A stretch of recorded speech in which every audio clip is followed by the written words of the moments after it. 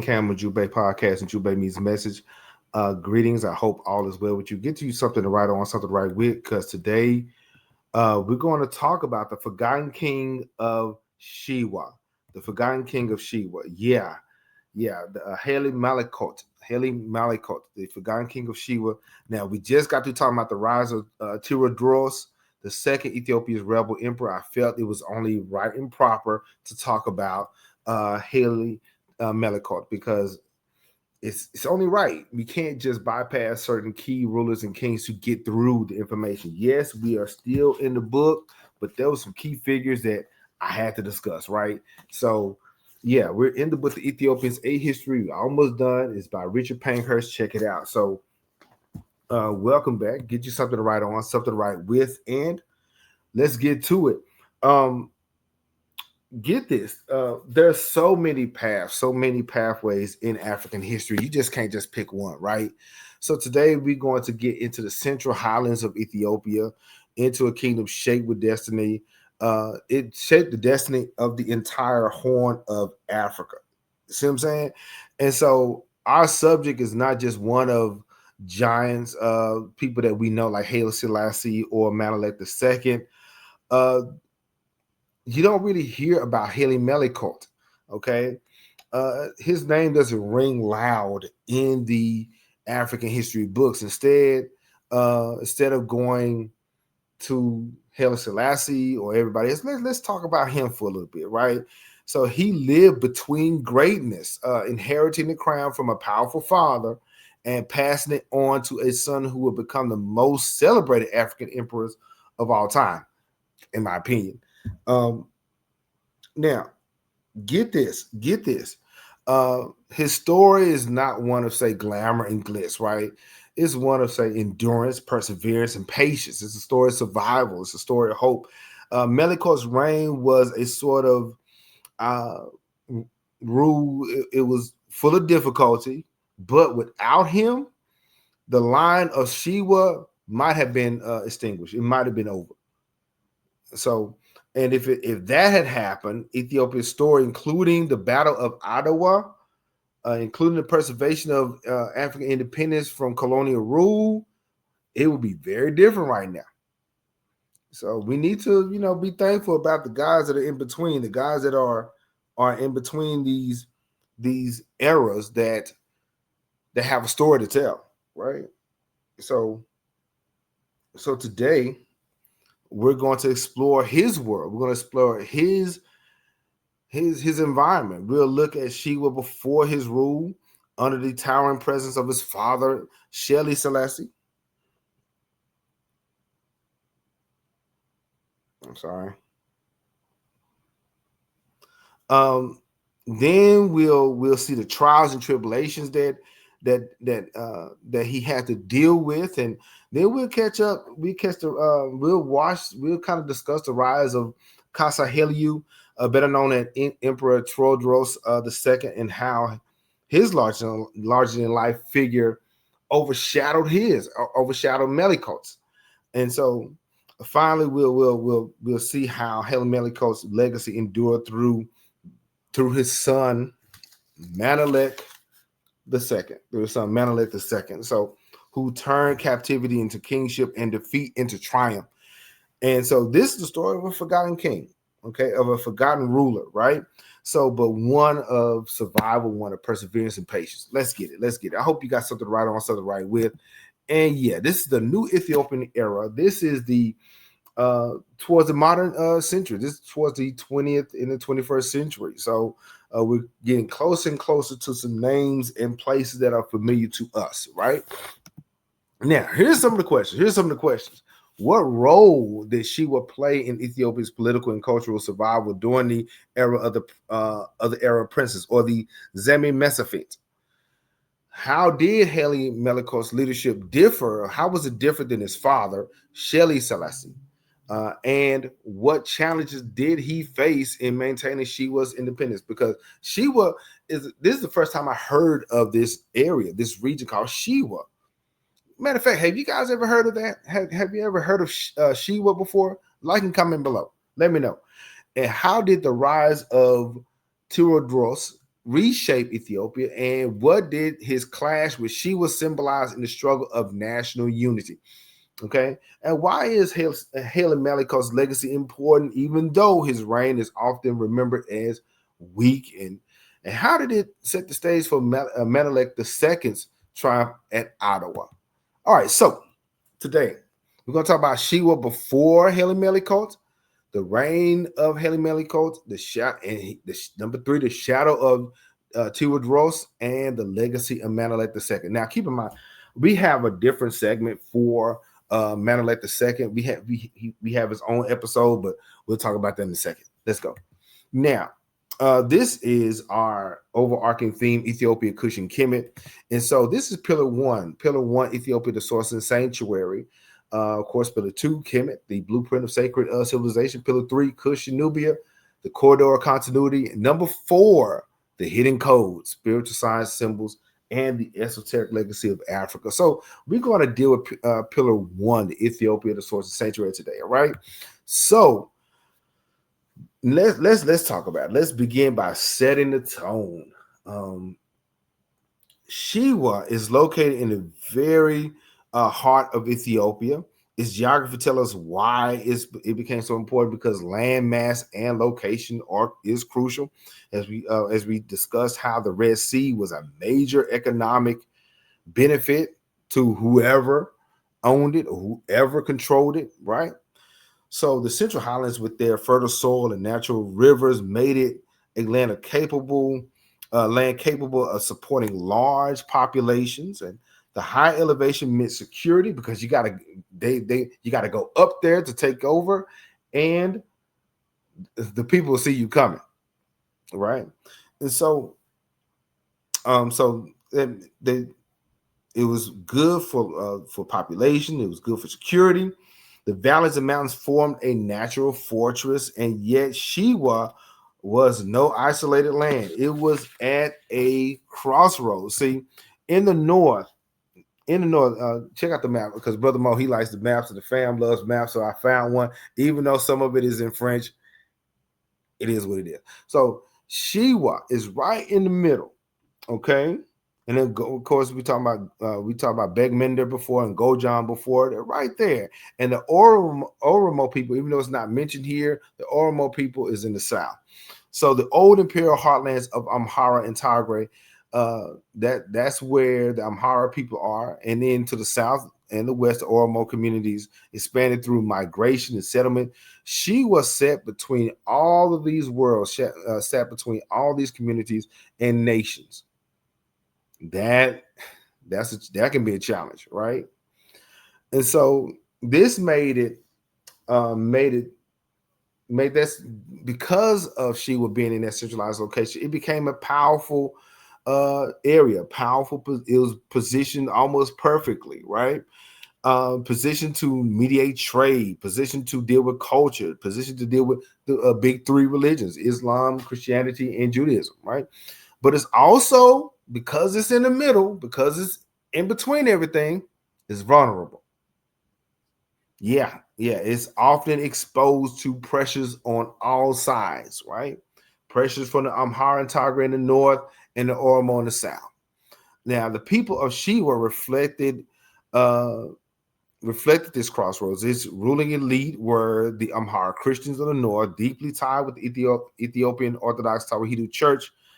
Monasteries such as the Debri Nibanos were not only religious centers but political powerhouses, because we had discussions before how the Ethiopian church could be a sanctuary, and also it can be a political it had its own political plays. It could be a sanctuary of safety, but it also could be it can apply some political pressure, right? So we had the Amhara in the north, the monasteries such as Debri and Labinos were religious centers and political powerhouses, shaping Shewan identity. And then we have the Oromo people in the south. The presence was undeniable through intermarriage, through trade and military encounters. Shewa absorbed some of the Oromo's influences. This gave Shewa a kind of dual identity. Is firmly part of the Christian imperial tradition, but but diversity is ever increasing, right? So now in the wider Ethiopian picture, from the 1700s all the way to the 1800s, maybe even to early 20th century, we had the era of princes, the Zemini Mesafint. And so this was an era, this was a time where everybody did their own thing. Everybody felt like they ruled their own land, their own people, and it got different. Okay. Ethiopia was divided, right? And so, by the way, check out that video, the Zemini Mesafint. Check out that video. We got it. Once you get done with this, check the video out, right? So now this was a time of fragmentation. This was a time of division, right? The emperors who sat at Gondar were emperors in name only, often say manipulated by rival warlords and nobles and people who had other resources and influences than them. The real power though was at this point was with, say, regional rulers, with those who fought, who had a military, those who made alliances, both foreign and domestic, and they schemed and planned to expand their own borders.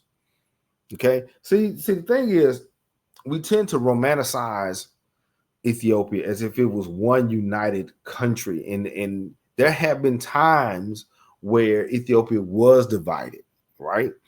But in those times, it took kings and rulers to have the mental fortitude to unite Ethiopia once again. Okay. So this was a time of fragmentation where emperors who sat in Gondar and other places made their own rules, right? And so in this world, Shewa carved out a space for itself. Okay.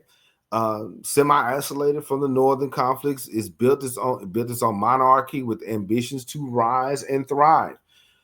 And in the early 19th century, Shewa found its great leader, King Sahle Selassie, Sahle Selassie, Selassie. Sahle Selassie. Sahle Selassie was an interesting figure. Okay, he ruled between, say, 1813 to 1847. That's a pretty long time in the era of princes and the Zemini Mesafint. That was a pretty long time, right? So he was remembered as one of the most capable rulers of this age, and militarily he expanded Shewa's borders. He subdued rivals. He integrated the Oromo territories and built one of the strongest armies of the period. He was a warrior king, but he was also a diplomat. You couldn't be throwing hands all the time. You had to put pen to paper sometime, right? So he opened Shewa to the wider world, welcoming missionaries from Britain and France, and just piquing European curiosity as to what's going on in East Africa. Was it the right thing to do? I don't know. Of course, time will tell, but you know what I'm saying? So, but at that time, he thought it was necessary. Okay. He cultivated an image of Shewa as a rising Christian stronghold worthy of international recognition. He strengthened the Orthodox Church at home, building monasteries and commissioning churches, and which gave his reign some spiritual legitimacy, because you had to be connected to the church. If you was an Ethiopian ruler, you had to link up with the churches of Lalibela and many others. Administratively, he began centralizing power, balancing the ambitions of nobles with the authority of the crown. Okay, yeah, we understand you're a noble. We understand you came from this great family and all the things, but I am the ruler here. That's what he's saying, right?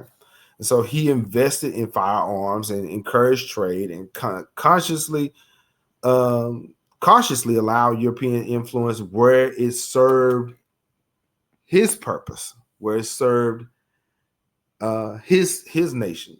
See, sometimes what happens is we get caught up in the politics and it's not helping our people. Right? Now, by the time of his death in 1847, Sahle Selassie had transformed Shewa into a formidable kingdom.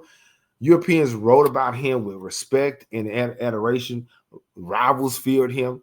His people saw him as both protector and builder. Got to be both. Okay.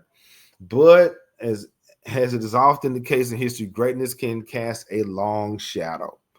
When Emperor Sahle Selassie died, he left behind a stable but demanding legacy, and into that legacy stepped his son, Haile Melekot. Okay, so far, okay, we talked about a little bit about Shewa before Haile Melekot. We basically dealt with his father. Now we're about to get into the reign of Haile Melekot, and then a little bit Tewodros, and then Menelik. Okay, but if you want to learn more about Ethiopia, Kush, and Kemet, or Ethiopia, Kemet, and Kush, like and subscribe.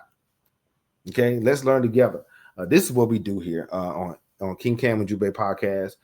We talk about other regions of Africa, but this Nile Valley knowledge, this information of Nile Valley civilization has been pretty good. All right. But yeah, if you want to learn more about that, like and subscribe. All right, let's go. So the reign of Haile Melekot. All right. But before we get into that, I got a question. Now, would you rather live in a hidden village or in an ancient city? Like and comment below. Would you rather live in a hidden village or an ancient city? Let me know. All right. Now, of course, coming up in a few weeks, the 7 Heta rules, that's going to be good. You guys asked for it. We're going to talk about it, right? So, now dealing with the reign of Haile Melekot, the son became king in 1847. He was young, pretentious, and immediately he, of course, because his father reigned from 1813 to 1847. That is a long period of time. And that's almost as long as a lot of people have been living. So his father was the bold leader, was a charismatic leader. He was outward looking and forward thinking. Haile Melekot was cautious, less decisive, and he lacked the commanding presence that made Sahle Selassie both feared and admired. And sometimes when it comes down to young leaders, let me get up this. When it comes down to young leaders, we tend to compare them with their predecessor. Let them be them. Let them take charge on their own in their own terms. But we as a people got to do better with developing up and coming leaders also. See what I'm saying? I'm sure Haile Melekot learned all the information from the priests, learned all the information as far as how to diplomatically rule and how to reign. But there's certain other things that we gotta give him grace on. And that's the only way that he can learn that is on the job training. Okay. It took his father over 30 years to become the king that he should be. So we should allow our leaders that time if they have it, right? Let's get it. So, of course, comparisons were made. The nobles who had once obeyed his father, who had an iron hand, an iron fist, now saw opportunity. They began to test the young king. They began to test his authority. Some refused taxation. Others withheld military service. Rebellion started to flare up as rival lords asserted independence. So in court, politics turned poisonous. Factions emerged, undermining the emperor's ability to rule firmly.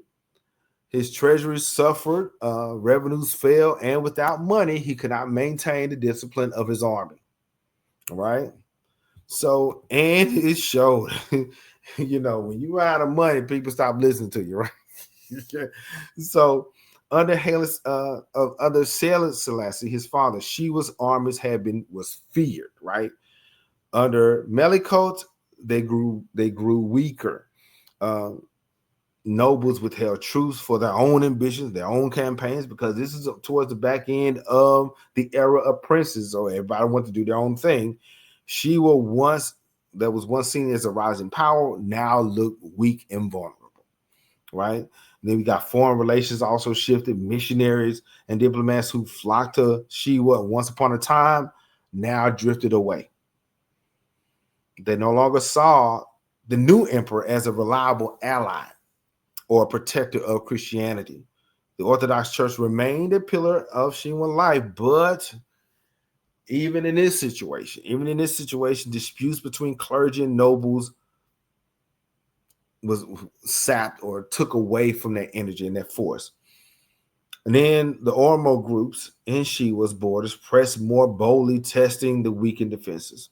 So, once again, Ethiopia is divided, and not just physically, not just politically, but also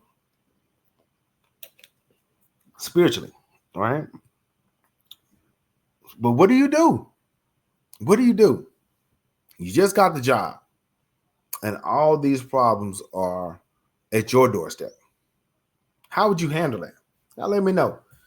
Okay. I know you guys are brilliant and have great minds. So share, what would you do if the position or the group that you are called to lead is now divided? What do you do? All right. So Haile Melekot's reign was not marked by expansion or glory. It was marked by struggle and survival. Right. So he was just trying to hold on to what his father built. And in Ethiopia's volatile political climate, standing still was just as bad as falling behind. Right? Got to do something, because now he's in the shadow of Tewodros II. Now that's and as you know, Tewodros get active, while Haile Melekot struggled to preserve Shewa. A storm was rising in the north, and his name was Sahle Selassie, the man who would become Emperor Tewodros. Okay, Kasa, of course, came from humble beginnings, humble origins in Kwara. Okay, he had no great lineage, no throne, no money, nothing was handed to him. But what he did have was brilliance, military skill, charisma, and knowledge. And he was on a mission. When you have a person that's on a mission, you can't be stopped, right? So one by one,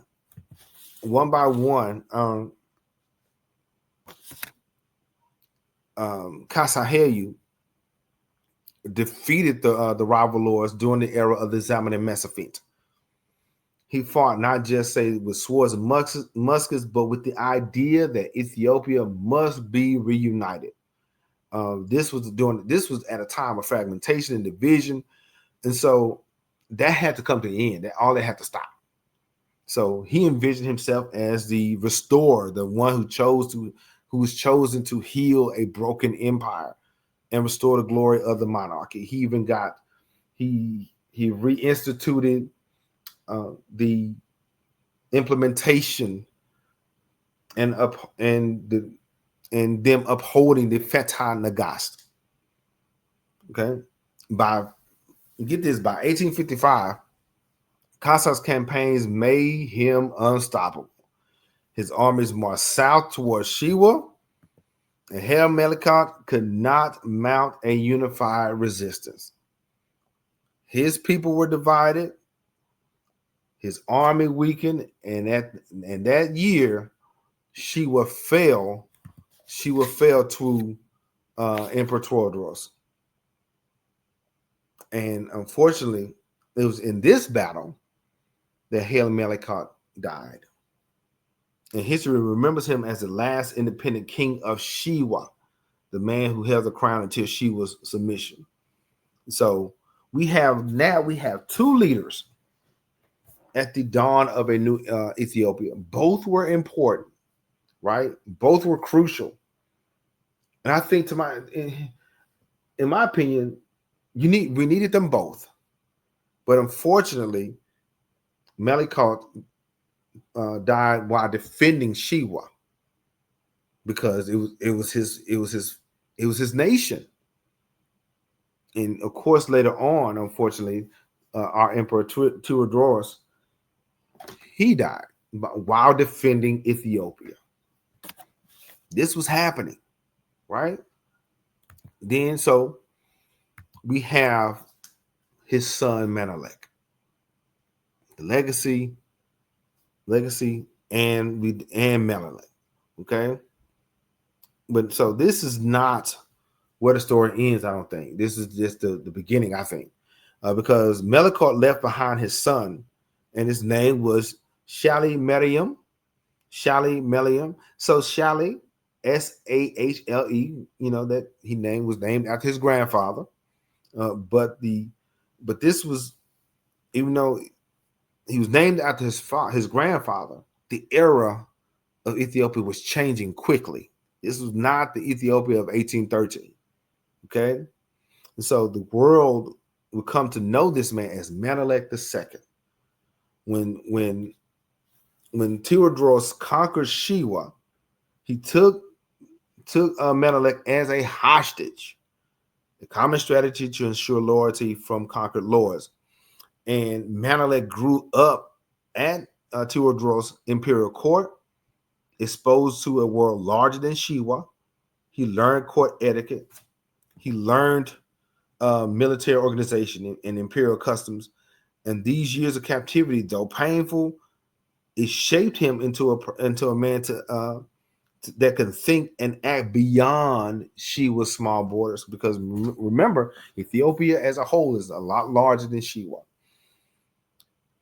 And in 1865, Menelik escaped captivity and he returned to his homeland to Shewa, Shewa, and reclaimed his throne. From there, from his hometown, from his home city, he began reorganizing the kingdom, rebuilding its army, and gradually expanding its influence, right?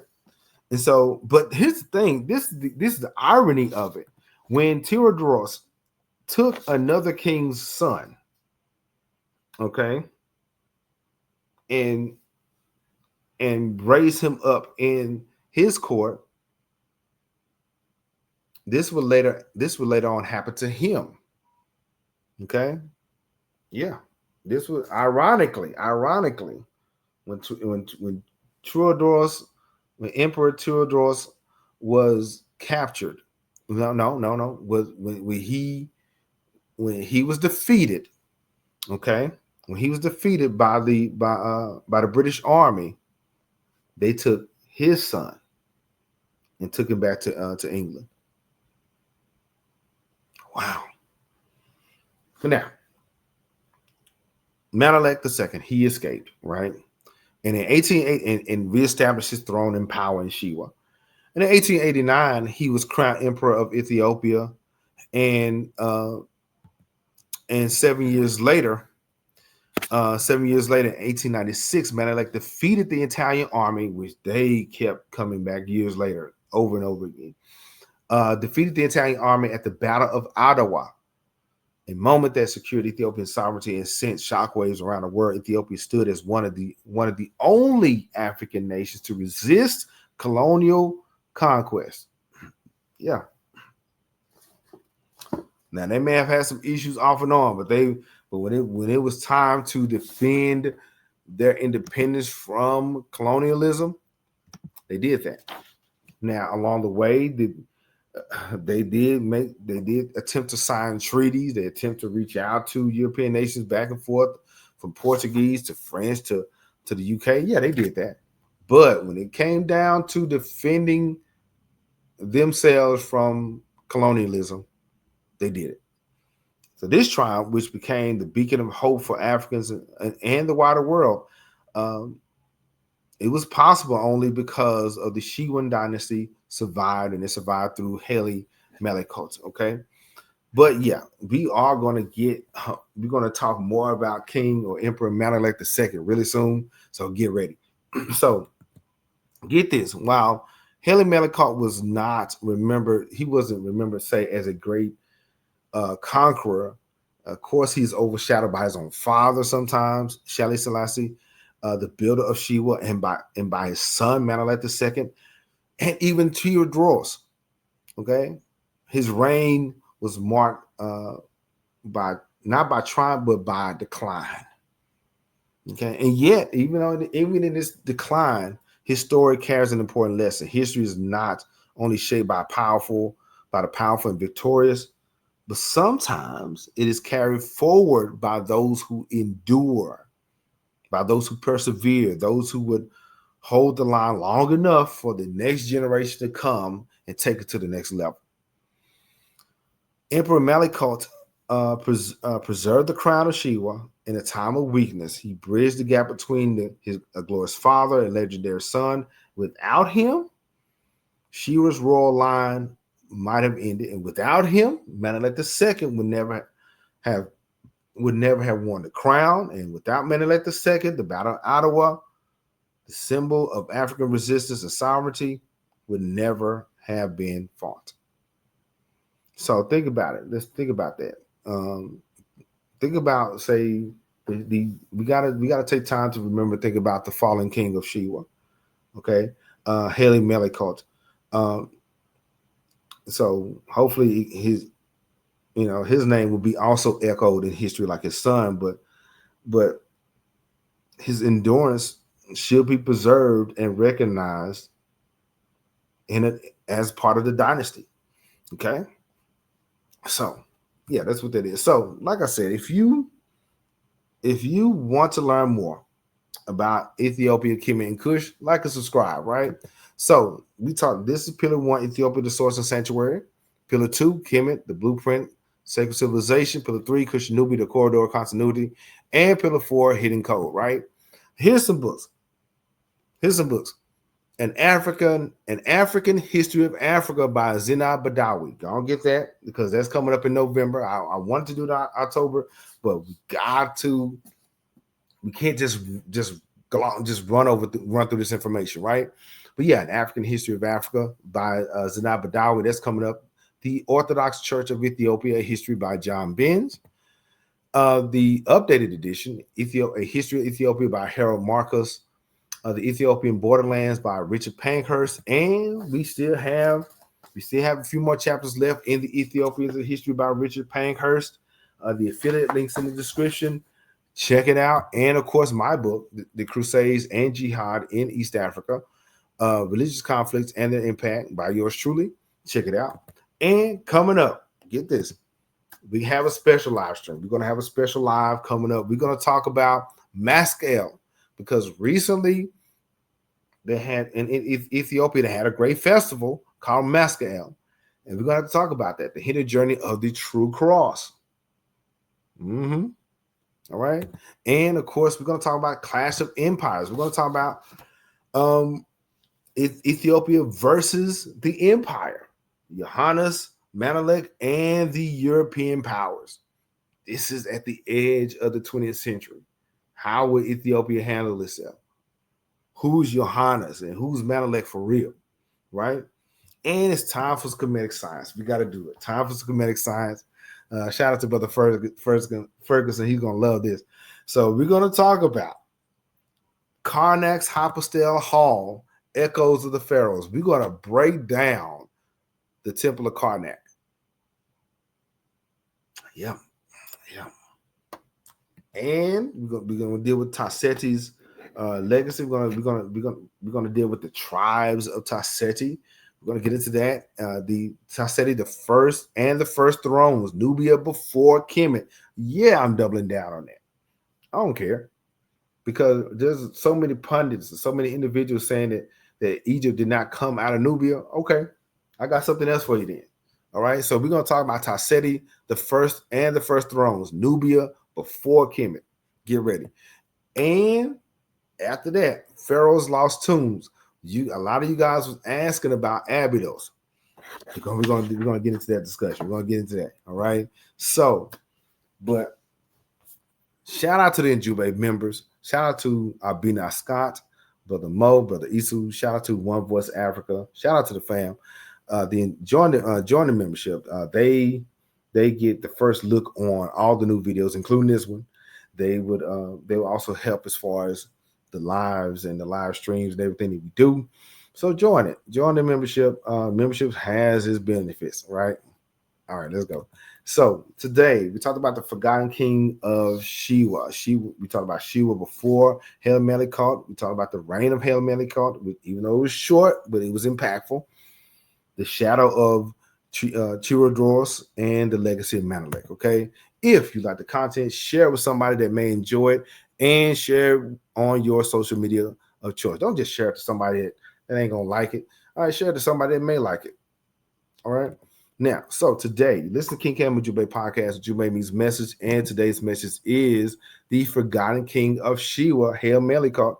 All right, and I will. And before we go, really quick, this I gotta do it. This program is dedicated to Queen Mother Evelyn, or my mother. Today is her birthday. All right, this was dedicated to Queen Mother Evelyn, and hope she has a great birthday and all the things. All right, but yeah, if you're interested in Ethiopia, the source of sanctuary, I got a playlist for you. And if you want to check out another video, I have that too. All right, listen to King Cam Ujumbe podcast. Ujumbe means message, and I will talk to you later.